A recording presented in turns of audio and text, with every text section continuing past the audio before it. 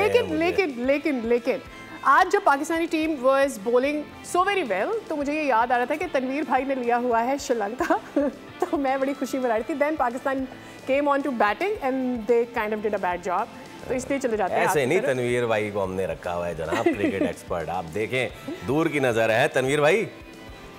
कैसे कर लेती है पाकिस्तानी टीम ये? ऐसे एक तो ये या फिर ऐसे, एक तो ये कर रहा था या फिर ऐसे। देखिए क्रिकेट में तो बिल्कुल मजा नहीं आ रहा, इसमें शुक्र लगा हुआ है। ये सही है, ये सही है। एक यूं कर रहा है, एक यूं कर रहा है बस। अच्छा होना चाहिए, यही सिलसिला चल रहा है। लेकिन आई थिंक क्रिकेट जो है ना वो दोनों तरफ से पैथेटिक किस्म की हुई है, दोनों तरफ से। श्रीलंका ने जो बैटिंग की, मुकाबला इसका है कि ज्यादा पैथेटिक, श्रीलंका ने इस वजह से पैथेटिक की, ठीक है। वो लगता पूरी सोच में आया था कि इंडिया अगर इतना मारता है पाकिस्तान को तो हम भी आराम से मार लेंगे। डिफरेंट कंडीशन थी, थोड़ा सुकून से सेंसिबल खेलना चाहिए था, लेकिन वो भी उन्होंने भी कसम खाई भी थी हम आउट होंगे लेकिन रन नहीं रोकेंगे। 6 ओवर में फिर भी 50 से ऊपर रन थे, 3 आउट थे। लेकिन यह है कि थोड़ा विकेट का फायदा उठाया पाकिस्तान ने, ठीक है। एक जगह पे बॉलिंग की, विकेट्स मिली, शाहीन ने 2 आउट किए। शुक्र है इसी बीच नवाज ने चौका मारा हसरंगा को, ठीक है। किसी ने तो इनिशिएटिव लिया। अब यार मतलब यानी क्या बोल सकता हूँ यार मैं, मुझे तो बड़ी हैरानगी, बड़ा अफसोस होता है यार। मतलब 133 पे भी आप लोग इतना फंस के क्रिकेट खेल रहे हैं, ठीक है। और पाकिस्तान लग तो रहा है जीत जाएगा, लेकिन ये भी कोई पता नहीं है कि अभी 1-2 विकेट गिरी तो प्रॉब्लम हो जाएगी। लेकिन ये जो भी सिचुएशन बनी पाकिस्तान की टीम की, स्पेशली बैटिंग की, मतलब यानी ये इसके साथ ने 2 चौके मार दिए, इसका सारा जिम्मेदार जो है ना। मुझे वो मैच याद आ रहे हैं, हम शायद जिम्बाब्वे से हारे थे वर्ल्ड कप में।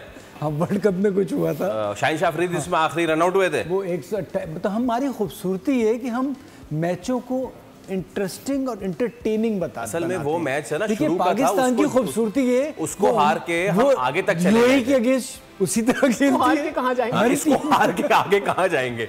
इसको हार के तो आगे सहरा है, वहां जाएंगे। लेकिन फवाद भाई, मेरा एक सवाल है सीधा सा, आज हम किस पे फंस रहे हैं जी? हम हसरंगा पे हम फंस रहे हैं, ठिकशाना पे हम फंस रहे हैं, कुल मिला के स्पिनर्स पे हम फंसते हैं।